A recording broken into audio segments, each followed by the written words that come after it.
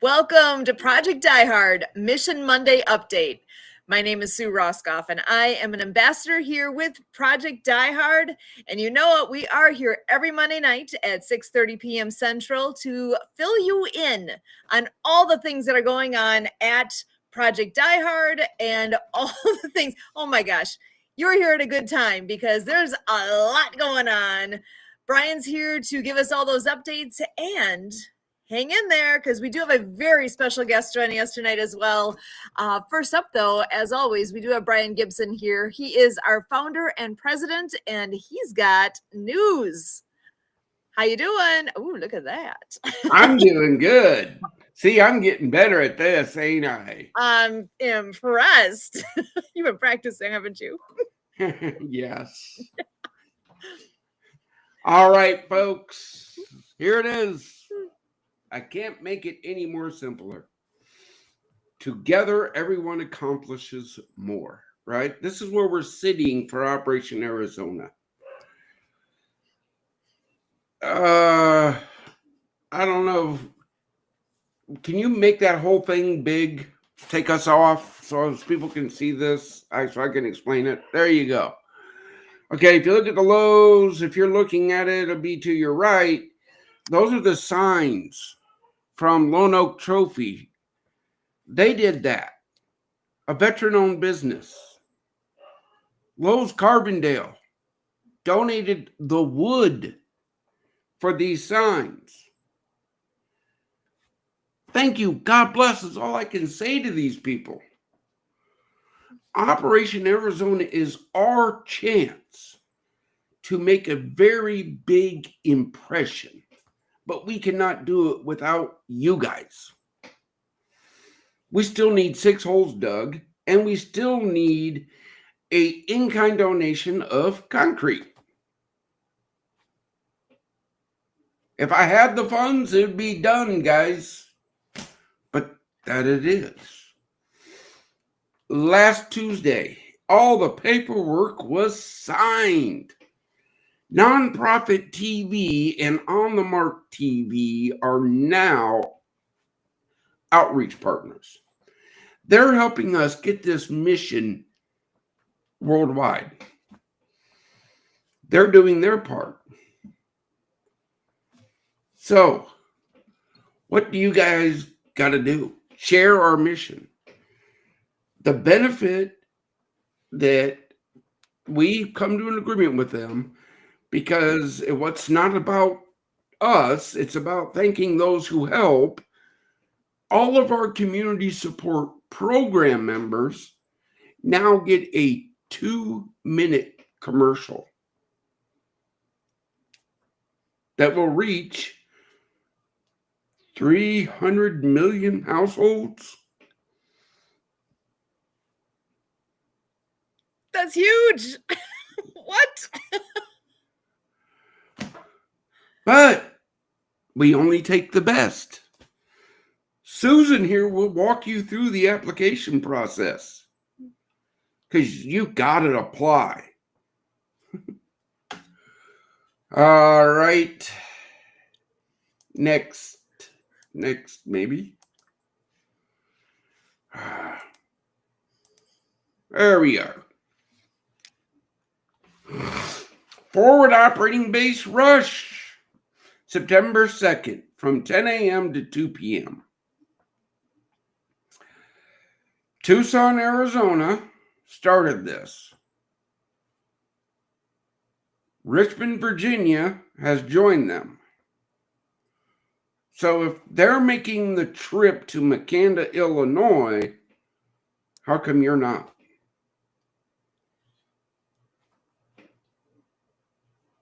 Tucson, Arizona, Richmond, Virginia to Makanda, Illinois.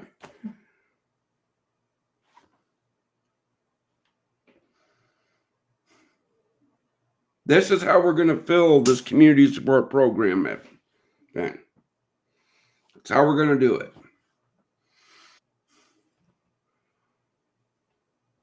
Oh, speaking. All right. The fellowship breakfast for Operation Arizona. They're coming and they're going to be at our fellowship breakfast, where Kentucky Legal Aid will be attending to answer veterans' questions on legal issues. A resource partner, you see how this works? Map to Manhood, Tupos ministry partners they're praying hard for us, and they're planning on attending.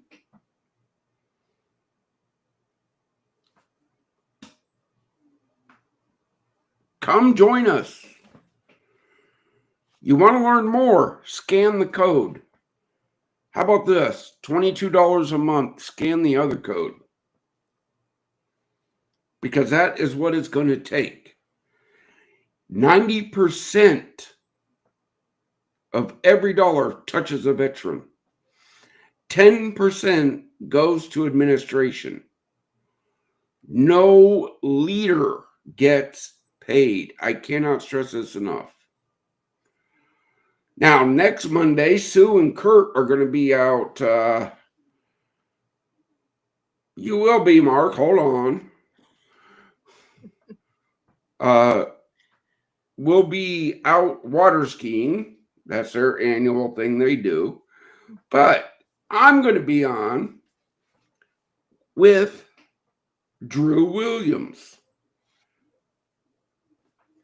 to answer your questions on veteran issues. He's running for Kentucky First. He wants to hear from you. I want to help you. But I can't have 9,000 people on this thing right here. That's why you have to email your questions to myvoice@projectdiehard.org. Email your questions. My team is going to go through them. We're going to take the most pertinent ones. Every question is important, guys, but I have this man for limited time. So if I get 20 questions about the same issue, guess what? That one goes to the top of the list.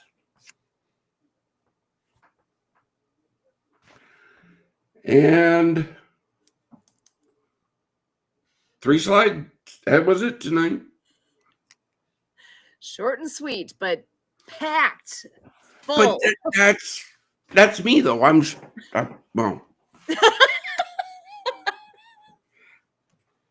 I'm not sweet. Oh my goodness. I love it. Oh my gosh. Okay, so we do have some incredible gentlemen joining us this evening. I'm going to go ahead and bring them in so we can get this conversation rolling with all the things that are going on. First up, I'm going to go ahead and bring in Thomas Long. Thomas is a wonderful, if you have not met Thomas yet, you are missing out. He is the National Director of Veterans Affairs at Veteran Biz Connect. He is an amazing gentleman. And like I said, if you haven't met him yet, you're in for a treat. Thomas, I am so glad you're here. Evening, Susan. Evening, Brian. Thank you very much for having me here, Project Die Hard. Brother, that's what we do. Roger that, brother. And thank you so much for those kind words, Susan. I greatly appreciate you softening up this crowd for me, especially with Brian admitting that he isn't sweet. So we're glad to hear that he's at least honest. We do have fun here. Yeah, absolutely. We still love you, Brian, no matter what. I know, brother. So tell us a bit more about who you are and hit some of those highlights, because there's a lot in your portfolio. So share a bit about what y'all do. And then I know we got Mark in the background here. We'll bring him in shortly. But yeah, Roger that. I don't want to keep too much. I won't take too much time because I don't want to keep it from Mark. I want to make sure to get to meet him and see what's going on with him. But I'm a 100% disabled veteran, permanent and total. I'm a 3-time suicide survivor. I was bedridden for 7 years. By the grace of God and the love of a good woman is the reason I'm still here. And in 2022, really started focusing on taking my life back and getting out there and doing what the best that I can with the 20 years of experience in going through what that I've been through to try to help our fellow veterans in the community out there be able to move forward and get through and know that there's people like Brian, Susan, me, Kurt, Project Diehard here for them to be able to help them in their troubles, their times, the situations, learn from our mistakes, hopefully, even though I didn't learn from others. And then be there to let them know what happens when you do fall. You can rise again. That's why God is here. When we do sin, God puts out his hand and says, now it's time to rise. And then it's your option to be able to take that hand and take the step and move forward and rise again, or stay where you're at. Make sure you reach out. Put out a call. We're here for you. Project Diehard's here for you. I'm with Veteran Biz Connect, as Susan said. And what we do is we help bring veteran-owned businesses and veteran service organizations all over the nation together in face-to-face networking programs to build that network referral system that empowers businesses and creating that perpetual economic engine that can move them forward. Because as we raise ourselves inside the veteran community and bring us together and work together, as Brian preaches all the time, we will then raise the communities around us to another level. And that's what it's all about. Bringing the community together, bringing people together, because God wants us all to communicate together. So. Sue, you ever heard that before? Yeah. Oh. I'm sure. Yep. Oh, that same flavor here. I love it. I'm also an ambassador for Pennsylvania Wounded Warrior Project. They are not affiliated with the Wounded Warrior Project National in any way at all. They were started all by themselves, and they're 100% volunteer, and 100% of their time and energy goes out to the wounded warriors here in Pennsylvania. 96 cents of every dollar that comes in goes right back out. We did $1.9 million last year out to the wounded warriors here in Pennsylvania. And I also worked with the Army 250 this past June, because it is the Army's birthday. 250 years, right, Brian? Go Army, beat Navy. But we got Homecoming 250 coming up here in Philadelphia, which is the Navy's birthday. They are 250 years old as well. And the Marines on November 10th. We never forget our fellow Marines out there. We love to tease each other, love to talk bad about each other, but everybody knows any outsiders that come in to talk about any one of our service brothers or sisters, that's our family. We stand strong. Yeah, I had that happen about 3 weeks ago. Me, Navy guy, Air Force guy were sitting there cutting up, and the civilian popped his 2 cents in. Yeah. The whole room went silent. That's right. We all turned on to one person. It was like, talking to. Yeah, man. You're not allowed to make fun of us. Roger that. So, just love being here, love being a part of the mission, love bringing the communities together, and hope to be able to reach out and help anybody else that I can. I know Project Diehard is going to be opening their Veteran Biz Connect chapter here shortly, and getting things moving, bringing those veteran-owned businesses and community partners together face-to-face to be able to see how we can help, face challenges, and move things in the right direction. Yeah. Okay, brother, is it safe to tell everybody what we got coming up? As in, look, guys, we're in the home stretch of I's dotted, T's crossed. Yes, sir. It's called due diligence. That's what right. we all do. That's right. But Veteran Biz Connect is becoming a resource partner of this mission. That means they get an office at every facility. They get to use our facilities to hold events at no cost. Roger that. He's up in Pennsylvania. Forward Operating Base Quinn is already named in Pennsylvania. Sergeant Amy Quinn, one of my soldiers that lost her life to the demon. Right.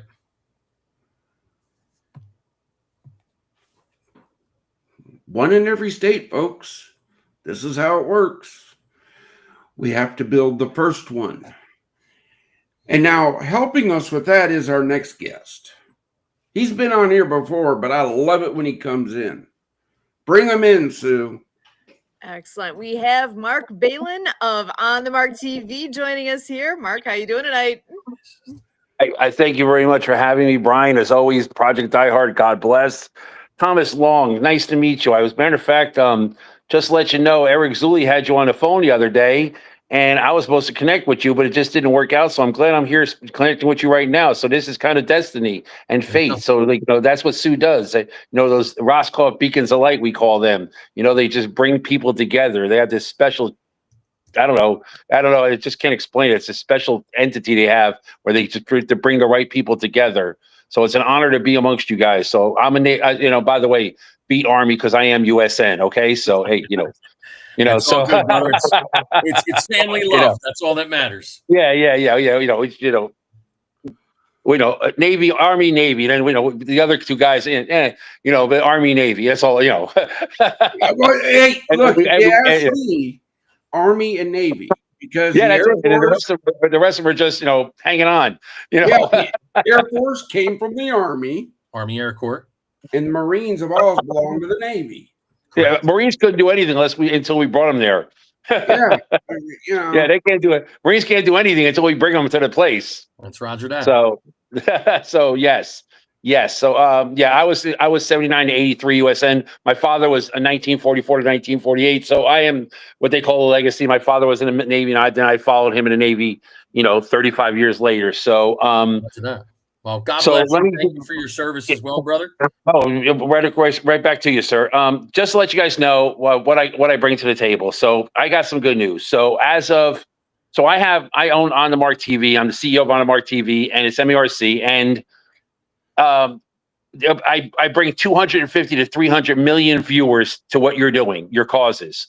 Okay. I'm on the Mark TV is on Easy Way TV with Eric Zulli. I'm on I Dream CTV and iVod TV with Maureen Cooper. We're nonprofit TV with Anthony Sorelli. And I now, as of Wednesday, I just dropped my Roku channel. And so that brings me up to many, many viewers. Okay. Lots of viewers across the globe. And my channel is every time a person in Europe, Asia, or India turns on a TV, that Whale TV made, which is over 400 million brands, On the Mark TV is right in front of their face. Okay. And plus I'm I'm my own Roku channel. So we bring lots and lots of eyes to your guys' causes. Okay. Also, I now just found out too that I've been part of the Little Midget Mania Wrestling since April, and they've been promoting my brand. I show their shows. I show their shows on my TV. I show their events. And the good news is, as of today, we just cut a deal to where now my logo is now going to be on their wrestling mat. So every time they go to a show and the ring is built right in the middle, just like WWE uses Prime with Jake Paul, my logo, my name is going to be right in the middle of the ring and also on the turnbuckles. So what happens is they're going to do about another 120 shows throughout the year. So you're looking at about 2,000 to 5,000 people. So that puts 250,000 eyes on my product, on my brand, face to face, in color, live at each of these events. Plus, that 250,000 people, you got to figure at least 80 or 90% have cell phones, right, or more. And they're going to be filming the wrestlers. They're going to be filming selfies. They're going to be filming videos. And what's going to be in the background? On the Mark TV. So my recognition is through the roof. Mark, we had this discussion. This is my podcast. I'm sorry, but I was okay. But I was just telling you, it's for your cause, brother. Project Diehard. Brother, I understand, but you said to warn you when you were getting on the Mark TV, folks. I'm sharing the love. You become a community support program member. Yes, sir. You helping us gets you on Mark's TVs. Yes. You see how that works? God bless. That's why you're the smartest guy in the room. See? Did you go to UWM? Is that why you're the smartest guy in the room? Did you go to University of Milwaukee, Wisconsin, whatever I don't know, whatever it's called? No, I actually got my degree from Kansas State University. Okay. Whoa, man! Oh my God, you're a wildcat. God bless. That's all right.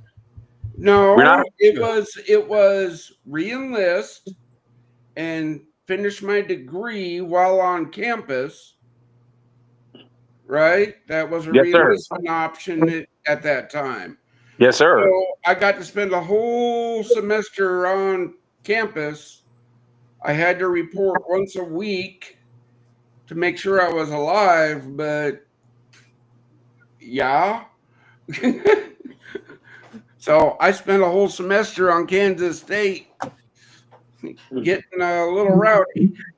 Boo Jayhawks. Go Wildcats. But yeah, look, I was talking to Thomas earlier. Folks, I have spent the entire day trying to get a veteran into rehab. Oh. Wow. Yeah, It takes time sometimes. it takes time. That's a shame. No, that's not a shame. It's a veteran reached out and said, I'm ready for help. That's a good thing. That's a That's Let me ask you a question. What are the roadblocks that cause him not to go in right away like a normal, like if my sister needed rehab, there's two options. One, I could pay for it, right? Or I could put him in like a facility, right? So when the veterans, they should just automatically, like it should be part of the benefits.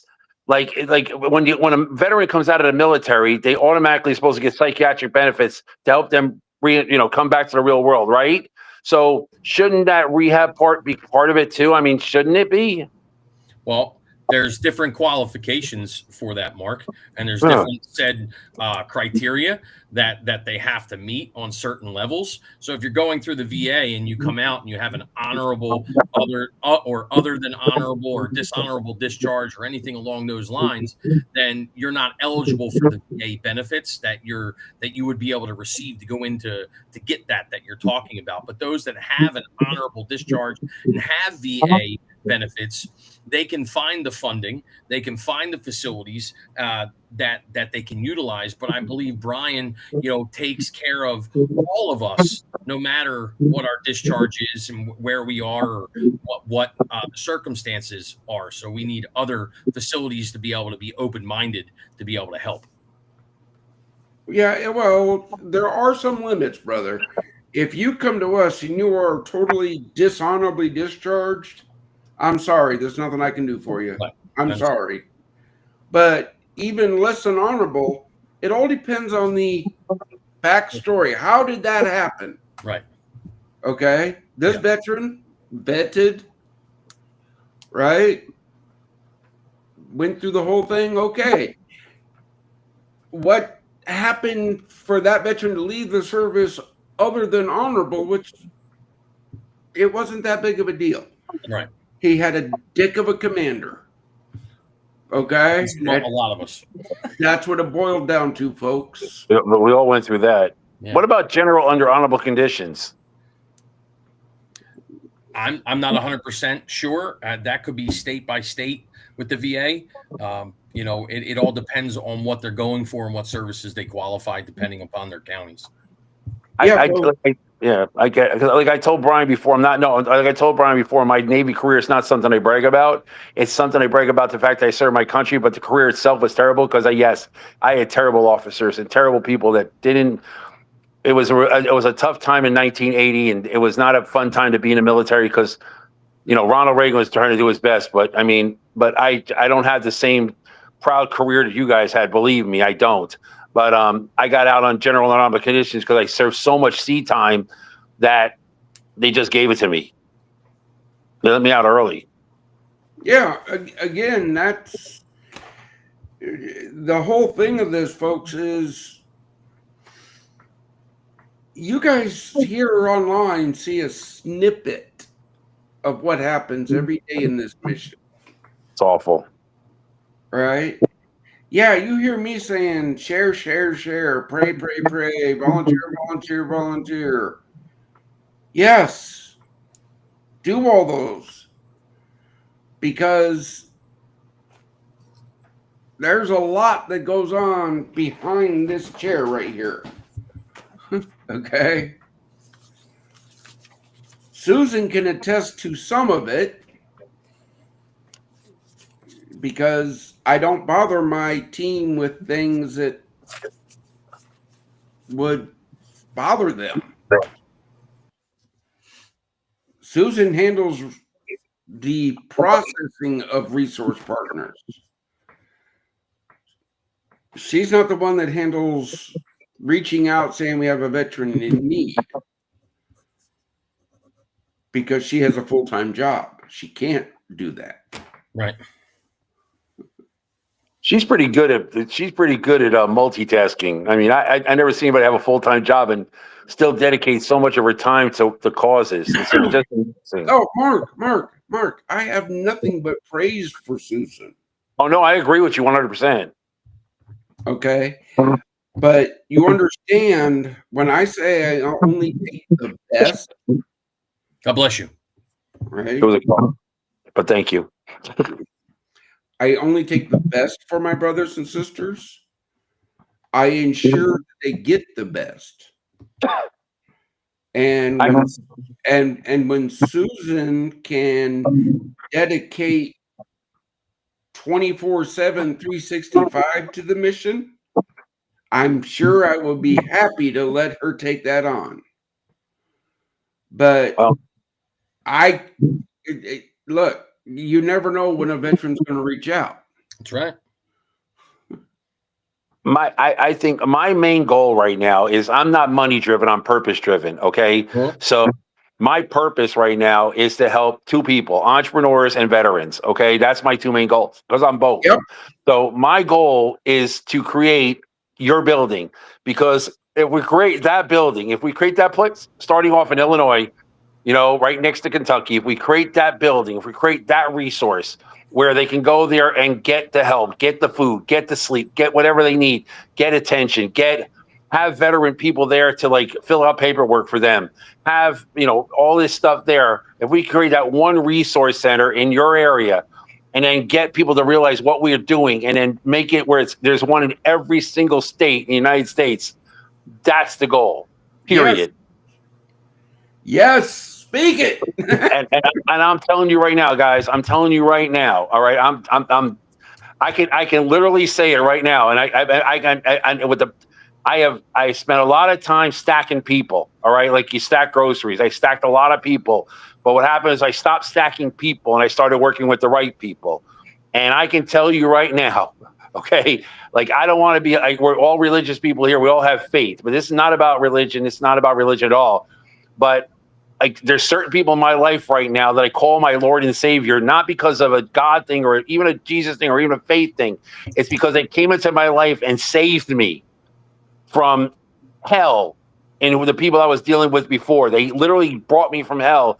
And because of that, I'm going to generate millions and millions of dollars. I know how to do it. I've done it before and I'm going to do it again. And a lot of that's going to go to veterans because I never seen a group of people be so shortchanged and cheated and lied to and ripped off and harassed more than anyone in the world. I mean, I'm not talking about more than a race, more than being black, being Jewish. A veteran is like, I don't understand the hate towards them. I don't understand it. I don't get it. You're preaching to the choir, brother. Yeah, I don't see it. Look, brother, every time I go out and speak, you can hate war. In fact, I do. Okay. You can hate war, but you cannot hate the warrior. You can't. I think cops are more worried. I think cops are more about war than actually veterans are. I mean, I'm not going to say bad things about cops, but their mindset is fight. Their mindset is protect, but their mindset is also they take veterans and they take their mindset and then take the veterans that went through so much violence and seen so much violence, and they say, by the way, you can now be a cop.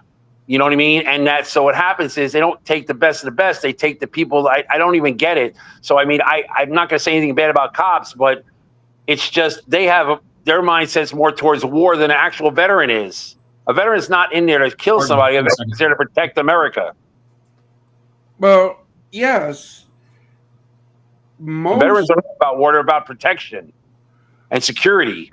And that's why most veterans go into EMS, police, fire, the first responder role, right? That's just like people go, well, you need to help first responders. I help veterans.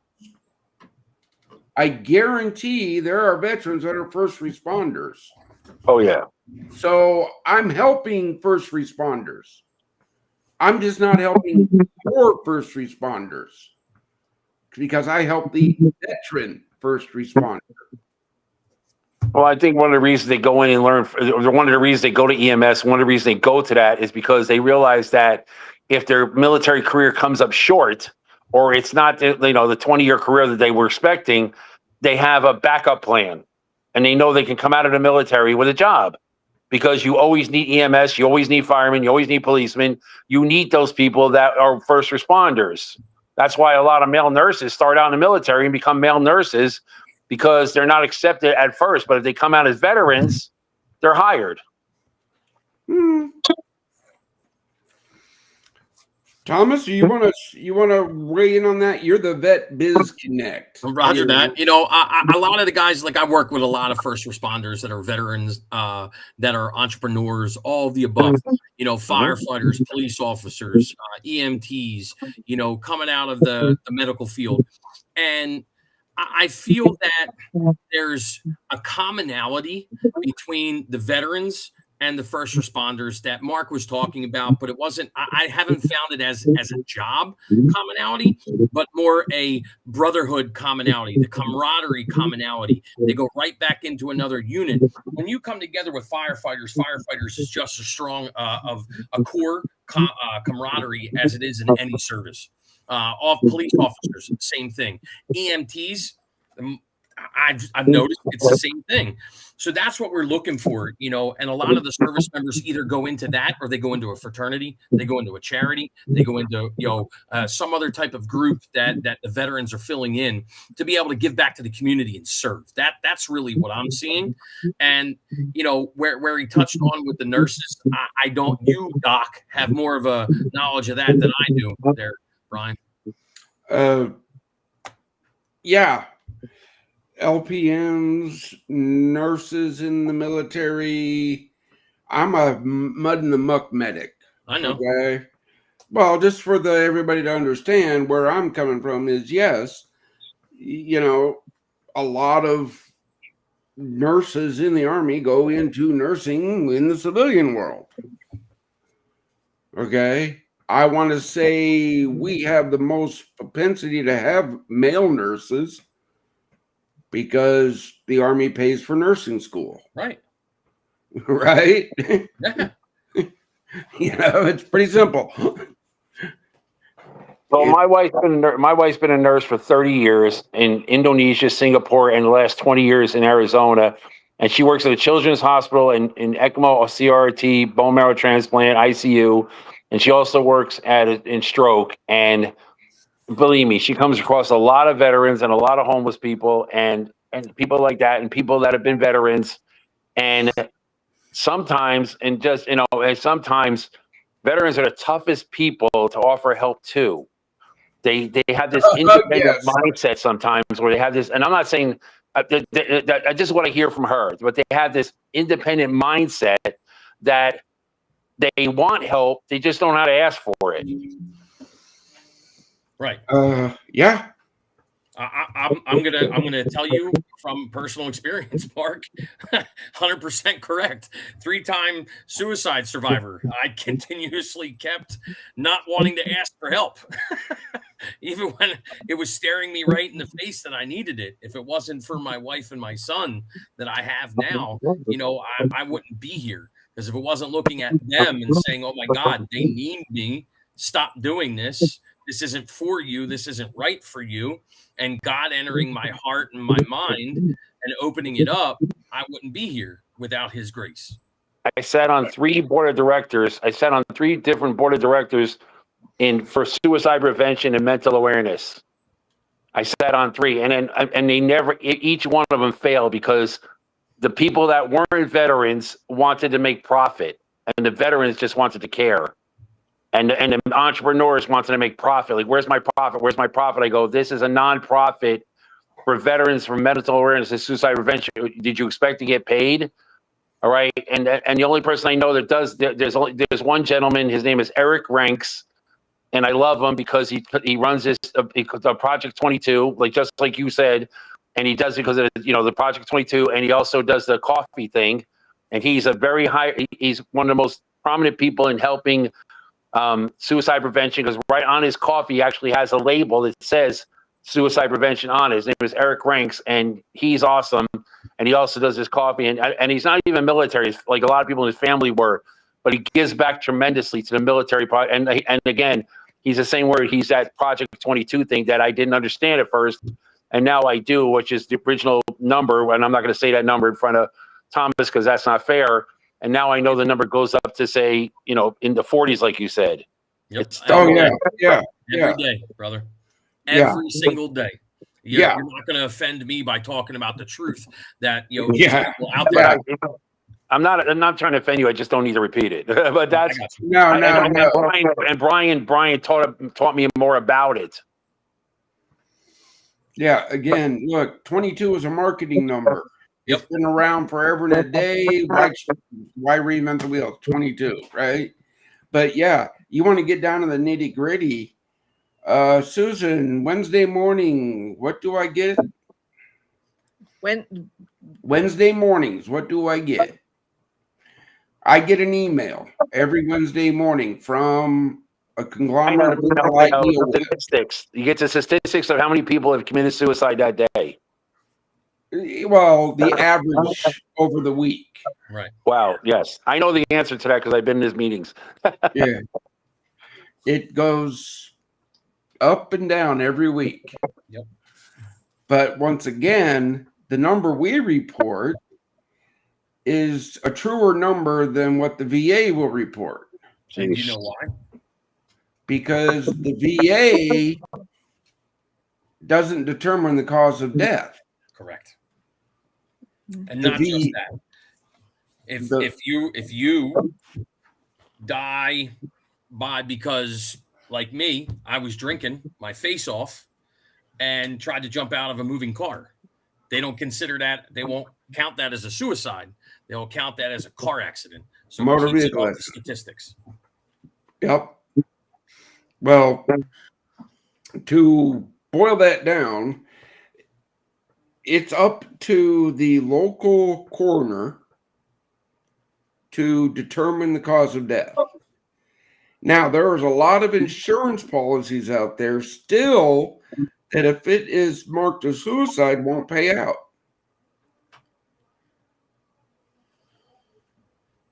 So they're trying to do the family good, but yet we can't get a true number because of the stigmata attached to that. Right.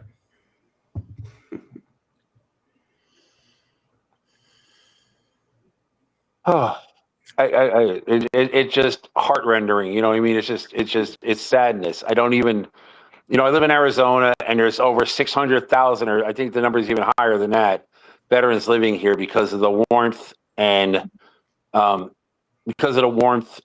fact that it's a little less hustle and bustle than a major city, but now it's even worse now. But there's a lot of veterans that live here because of the cost of living, and they kind of like the heat.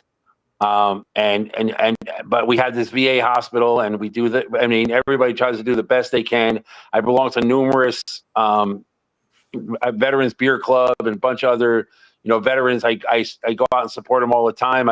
I just went to a big event that was called the Veteran Support System, where there's like 80 vendors in there that help veterans, and it was done by the senator and the governor of Arizona. It was in a school, and it was wonderful. And I was with the VA that day, but I just tried to get. I haven't had my military ID for probably past 35 years. Okay. And I went to go try to get my military ID from the Veterans Hospital, and they said this is the wrong place. So then I went down to Downtown V's, and they said this is the wrong place. And then I went to another place, and they said this is the wrong place. And then I went to another place, and they said this is the wrong place. So I was just trying to get my military ID again. And finally, they just said just go online. Folks, did you hear this, man? This is what our facilities are for. Okay. And I didn't even know where to go on. I didn't even know where to go online. And finally, I learned it's vetsrec.org. Yeah. VETSREC.org. Yeah. That's where I had to go get, and I had to fill it out, and that was the happening. And I wanted, and the only reason I'm doing it is because, just some of the benefits, buy a house, things like that, or just, justify. Because what happens is, I've been amongst a lot of people that I go to these veterans events, and they tell me, oh, I was this, I was that, I was this, I was that, and I go, well, what years are we in? Well, I was in 82, I was in 86. What years were you in? And they can't even get it right. And then what branch were you in? What this? And I ask them questions, just normal, simple questions, and they can't answer it. And they're not saying the truth, because there is no truth. They're not even veterans. Yeah, brother. And they copy this, and I'm like, what is wrong with you? I'm like, why? I mean, go copy something else. Why don't you make believe you're a Major League Baseball player? Why would you make believe you're a veteran? I mean, what you want to get shot? I mean, you want no gratification? You want no benefits? I mean, why are you trying to be something that doesn't get the best treatment? And it's just so they can tell their friends they're veterans, and they make believe they have veteran-owned businesses. My career's not stellar, but I got pictures saying I was in the Navy. Brother, you're speaking to the choir here, okay? I get those veterans day in and day out. But what's the average age on most of those people? 1 hour. Mid-40s. Okay, I'm 64. So, yeah. Right. So being 64, in all truth, I'm 64 years old. And when I tell people I'm a veteran, very rarely do people even question it. Like, they don't. You know what I mean? They just don't. They just think, why would he lie? And I'm not lying. You know what I mean? But even like the only reason I wanted is because I had to go get a new driver's license, and I wanted that little stamp on there that says veteran. Cool. Show it proud and loud. And they wouldn't let me do it because I can't prove my DD-214. So that's why I have to go get a copy of my DD-214 to prove everything. They want me to. I don't have to prove, like, there's certain people in this world, and certain races and certain, I don't want to be too racist here, or nothing like that, but there's certain people that don't have to prove anything. Why does a veteran have to prove they're a veteran and have 27 pieces of paper to prove it? Because of the young lady that pretended to be a veteran and took $3.8 million from veteran organizations. There's a lot of people that take advantage of dead husbands and try to create their benefit. Yes, brother, that happens. I know. Yes, okay, it does. It happens an awful lot. This is why when I put out, hey, we have a veteran in need, right? You don't question me, because I've already questioned the veteran. They've already been vetted. When I put out, I have a veteran in need, you just step up and say, I can help. Don't worry about if it's a true story or not, because it's already been vetted if it comes from my mouth. Exactly. Okay. No one should ever question Brian Gibson's integrity. And if they do, tell them to come my way.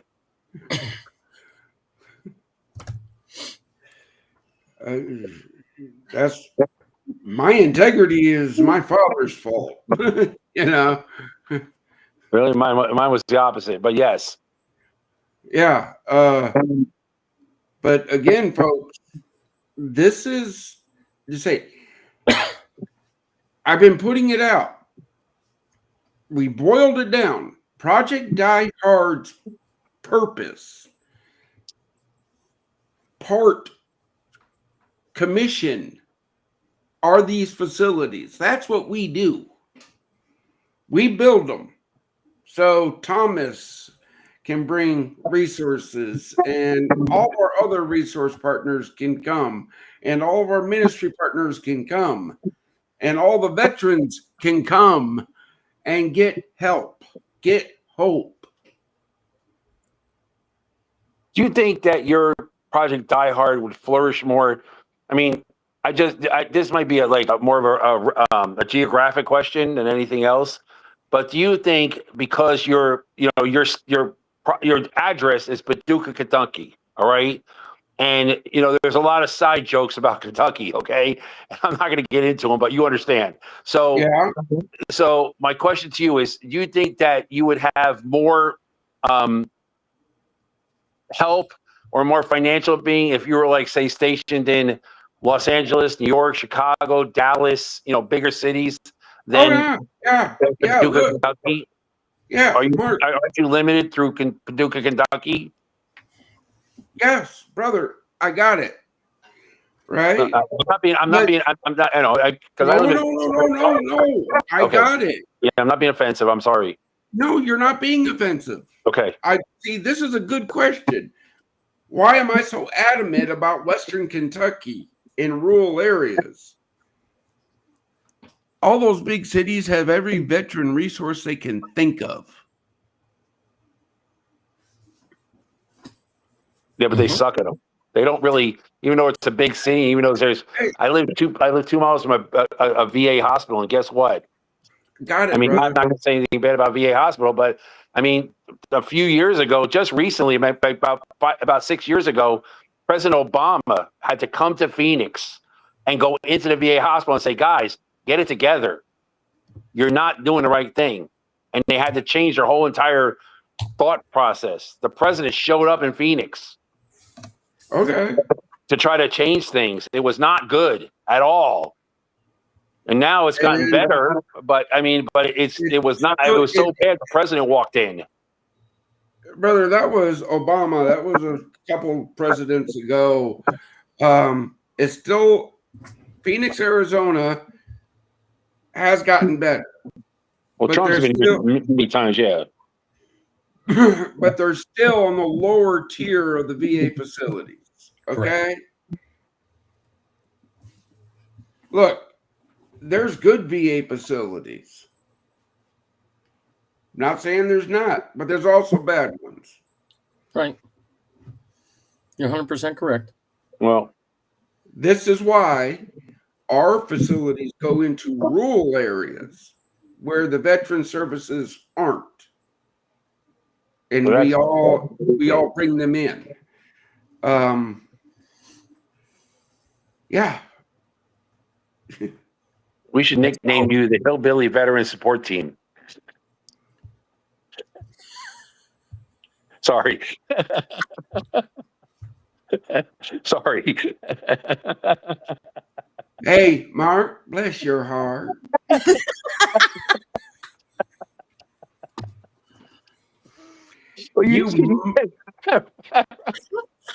You might want to look that one up as what that means in Southern. I think we could just get Jack Daniels to support you, for Christ's sake. Jack Daniels can probably come up with the money just to build your facility in 20 minutes. I mean, why don't we just go to Jack and say, Jack Daniels, say, look, guys, you're supposedly, this great support system, and let's just build this thing. You know what I mean? Yeah. Or take 10% profits from the stills. We'll go to union, still union, and about 5 years ago, we had a bottle of bourbon donated to our organization. That's not enough. All right, let me finish. Okay, that's just encouragement. Look, we didn't apply for it. Somebody recommended us. This distillery cracked open a 200-year-old keg, bottled it, and those bottles went out to nonprofits in Wow. Kentucky. What they call that project? I'll have to look back. It's okay. The bourbon backup or something like that, or like, No, it's the point. The issue is we followed the rules. We had to put it out, auction it off. We had to report back. All right. That's what I would have done. I would have sold it. We had to. Yes. Okay. The backlash I got. Well, you say you're faith-based. You don't allow drugs or alcohol. Why are you selling this bottle of alcohol? It's closed. It's closed. It wasn't It's open and it closed. was donated. What do you care? It was given to us to auction off. That's Period. like them going to a church and saying, "Why do you have a basket of cheer?" Yeah. Or why do you have sacrificial wine? I don't know. God made grapes. God made liquor. God made alcohol, wine. I mean, people have been drinking since day one. Brother, it's not the fact that people drink.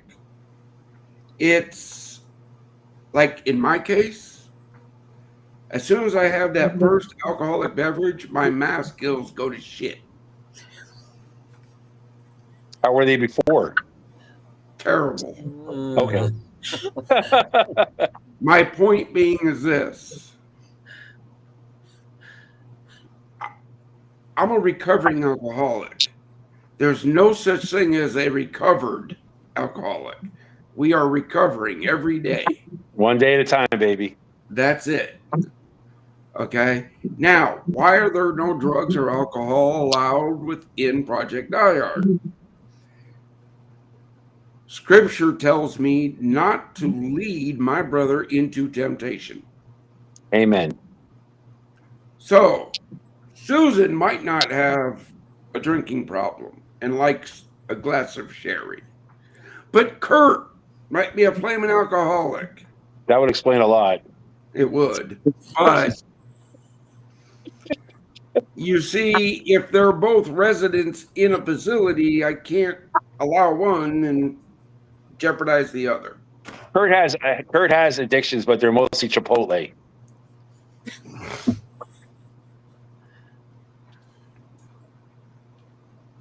They're usually food related. That's okay. All right. So, Sue, what do we got going on here? We've had a nice discussion.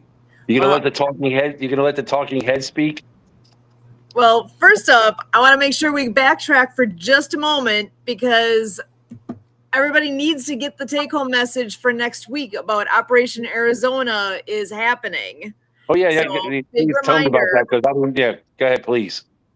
So Operation Arizona, we have our contingency from Arizona coming in to see Fabrush, to meet Brian in person, Wow. to participate in the Veterans Breakfast that takes place a week from Wednesday. So it's always the first Wednesday of the month. So Wednesday, September the 3rd, be at the IHOP in Paducah, Kentucky, and you too can meet our folks from Arizona that are coming in. You can meet the Legal Aid from, Legal Aid of Kentucky? Do I have that correct? And meet Brian, meet all the folks that'll be coming out that day. We've been having a very good record of how many are coming and attending, and how many new people are actually going and being there as well. So please, if you're in the area, if you can make yourself in the area, if you can get there, be there for the event on that Wednesday. So Wednesday, September 3rd, again, IHOP in Paducah. So Okay, time out. yes, Please film that. Please film that. We are. My point is this, folks. September 1st, 2nd, and 3rd. If you can be in Southern Illinois, Western Kentucky, be here. Okay? September 1st, Tucson, Arizona, Richmond, Virginia is spending time with all the accountants and bookkeepers. Wow. Tuesday the 2nd, we're taking them to the FOB to show them what we're doing. Wow. And then on the 3rd, they're joining us for the fellowship breakfast so they can see what we do. Wow. This is our opportunity to impress some people. All praise and glory goes to God for every blessing. No argument on that one, folks. Amen. But Wow. these people coming in and then going back and talking to their people, we could have FOB Rush completed by the end of 2026. Who is the representative from Tucson? Doesn't matter. I cannot discuss. Okay. Fair enough. Non-disclosure agreements here, folks. I 100% agree. I will be in your area. I'll be in Gray Lakes, Illinois on September 13th and 14th. I don't know how far that is from your space. You know what I'm saying? You're in the northern part. It's that far. Okay. Yeah. Okay. Once again, Die Hard gets invited to set up at a myriad of places. Hence, we need more volunteers. We need more ambassadors. Mm-hmm. Well, we're doing an Inspired.World event for 2 days in Gray Lakes, Illinois. Yeah. And that's right between Chicago and Milwaukee. Yeah, I know where it's at. No, I know. I didn't until I met Dan Barrett. And I'm trying to figure out how we're going to get up there. It's going to be a pretty significant because he used to be the chief of police. Yeah. And by the way, he has lots of guns, and he's cooking dinner on the night of the 13th. Okay. No, his father was like a big deal in the military, and he's talking about this thing called the 308 FL. Yeah. So I don't even know what that is. I do. We're good. Well, of course you do. Well, we do have one more wonderful gentleman joining us. I'm going to bring him in. Josh, There he is. so good to see you. How you doing? Hey, doing great. Shalom to you all. Shalom. Mazel So tov. happy to have you here. Mazel tov. Yes, indeed. Good Shabbos. We just had a wonderful wrap up to our first girls soccer game. UC9 doing their thing like cats, herding cats. It's a lot easier than troops sometimes, but hey. I know Brian knows what I'm talking about. How's it going tonight, everybody? Good. Good. late. Yourself? We're doing great. We're doing good. Told everybody about all of our blessings in the past week. 5-star media, man. Weren't they outstanding? That was fantastic. Yeah. What a blessing. Yeah. I got to reach out tomorrow because I need those because I got a couple other radio stations now that want them. Yes. Leo will come through with the recordings and we'll make all kinds of fun media with it. Yeah. I like all the smiles tonight, I got to say. It's a heck of a night. And actually, I'm so glad you're here. We actually are at that wrap-up moment here for the evening.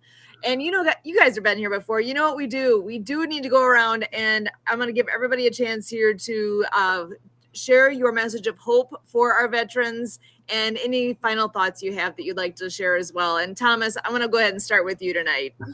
Okay. Well, I just want to say out there to all of my fellow veterans, please just know that if at any moment that you think that you're alone, we're here. Not just us, but God is here.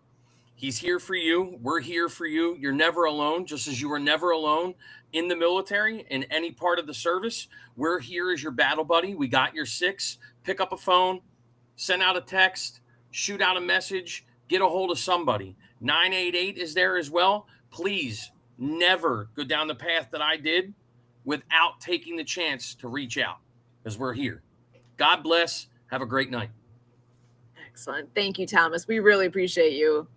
And actually, I'm going to pass over to Kurt next, give him a chance to say hello here and share his words.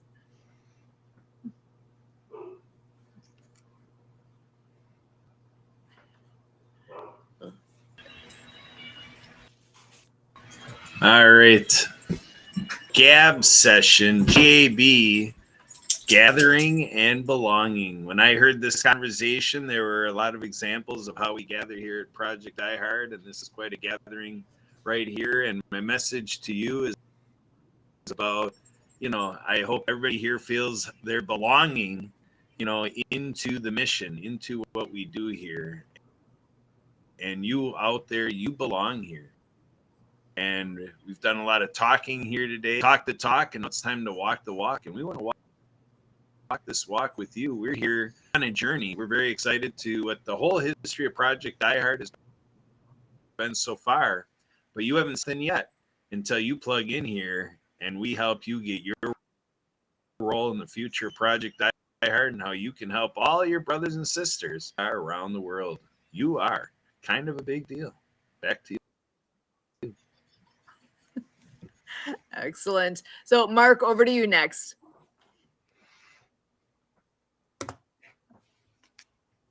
Oh, you're muted. I can't hear you. Sorry. I would like to forfeit my time to both Kurt and this other gentleman because I had a lot of time on camera, and I'd like to forfeit my time to them. Excellent. Joshua, over to you. All right. So, like I say every week, I say every day, I say it in my own house, fall forward. There's opportunities. Like Tom was saying, there's plenty of places to plug in. If you're not down with the church thing, we got virtual fellowships all over, not just veterans, mixed with some civvies. Find out, look, dude, everybody's got the same problems. You are definitely not alone. You got a unique perspective. Yeah, you've got the hero badge, and thank you. And thank you. But plug in somewhere, because that isolation, that enemy wants to take you into the abyss and take you off the board. See all them noddings? Because they did the same thing to us, and he will set you free. That's deep, brother. I'm glad I forfeited my time. I could have came up with something poetic as deep as that if I tried. God bless. Hallelujah. Excellent. Brian, over to you. All right, guys. If I said it once, I said it a million times. Don't give up. You fought for so long. Why quit now? Keep fighting. Be here tomorrow. I look here, it's 7:34. My question to you is, what are you going to be at 7:34 tomorrow? How about this? Next week, big podcast. Questions for a politician. You going to be around for that one? Because I want your input. Brothers, sisters, he could save me. He can do it for you. Oh. That's it. Next week needs to be a very special podcast because it's Labor Day, too. Mm-hmm. Indeed. So be sure to tune in because this group part of this group will be here. It's a holiday. We have commitments. So on that particular day, though, Brian will be here. And we do have that special guest coming in. And if any of you guys are available to hop on in here, please do so. We are here every Monday night at 6:30 p.m. Central for Project iHeart Mission Monday. And remember, God's not done with you yet. Stick around, see what's next. As always,